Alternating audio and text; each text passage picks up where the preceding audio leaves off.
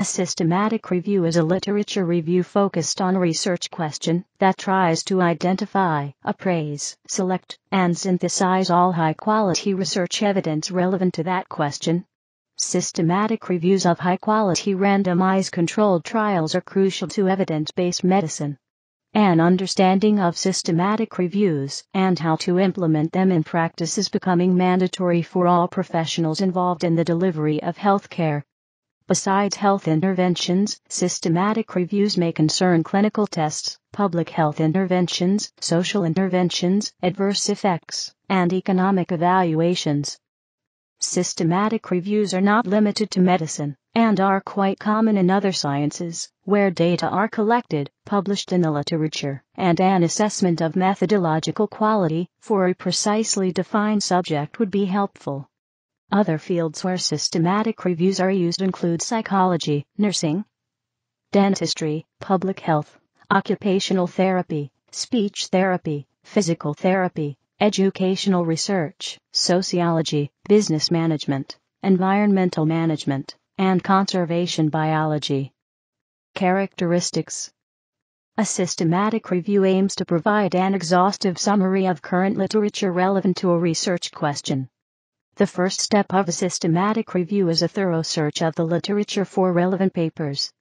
The methodology section of the review will list the databases and citation index searched, such as Web of Science, Embase, and PubMed, as well as any hand-searched individual journals. Next, the titles and the abstracts of the identified articles are checked against predetermined criteria for eligibility and relevance. This list will always depend on the research problem. Each included study may be assigned an objective assessment of methodological quality, preferably using a method conforming to PRISMA, the current guideline, or the high-quality standards of Cochrane Collaboration. Systematic reviews often, but not always, use statistical techniques, meta-analysis, to combine results of the eligible studies, or at least use scoring of the levels of evidence depending on the methodology used. An additional rater may be consulted to resolve any scoring differences between raters. Systematic review is often applied in the biomedical or healthcare context, but it can be applied in any field of research. Groups like the Cochrane Collaboration are promoting the use of systematic reviews in policymaking beyond just healthcare. A systematic review uses an objective and transparent approach for research synthesis, with the aim of minimizing bias. While many systematic reviews are based on an explicit quantitative meta-analysis of available data, there are also qualitative reviews which adhere to the standards for gathering, analyzing, and reporting evidence. The PPI Center has been influential in developing methods for combining both qualitative and quantitative research in systematic reviews. Recent developments in systematic reviews include realist reviews and the meta-narrative approach. These approaches try to overcome the problems of methodological and epistemological heterogeneity in the diverse literatures existing on some subjects. The preferred reporting items for systematic reviews and meta-analyses (PRISMA) statement suggests a standardized way to ensure a transparent and complete reporting of systematic reviews, and is now required for this kind of research by more than 170 medical journals worldwide. Cochrane Collaboration. The Cochrane Collaboration is a group of over 31,000 specialists in healthcare who systematically review randomized trials of the effects of prevention, treatments, and rehabilitation as well as health systems interventions. When appropriate, they also include the results of other types of research. Cochrane reviews are published in the Cochrane Database of Systematic Reviews section of the Cochrane Library. The 2010 impact factor for the Cochrane Database of Systematic Reviews was 6.186, and it was ranked 10th in the medicine, general, and internal category. The Cochrane Collaboration provides a handbook for systematic reviewers of interventions which provides guidance to authors for the preparation of Cochrane intervention reviews. The Cochrane Handbook outlines 8 general steps for preparing a systematic review. 1.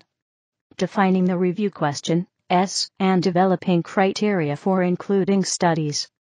2. Searching for studies, 3.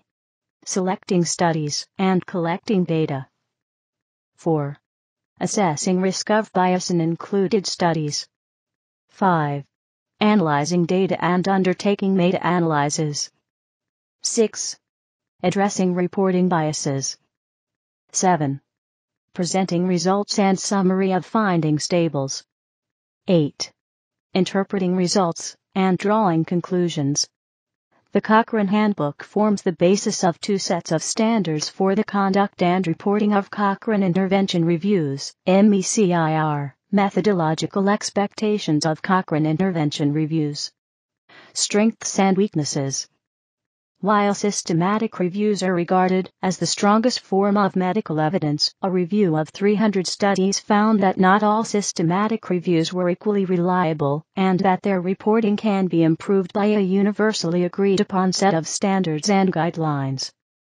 A further study by the same group found that of 100 systematic reviews monitored, 7% needed updating at the time of publication, another 4% within a year, and another 11% within 2 years. This figure was higher in rapidly changing fields of medicine, especially cardiovascular medicine.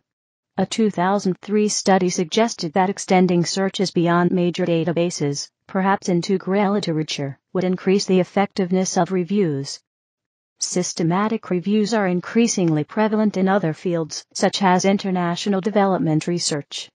Subsequently, a number of donors, most notably the UK Department for International Development, DFID, and ALSAID, are focusing more attention and resources on testing the appropriateness of systematic reviews in assessing the impacts of development and humanitarian interventions.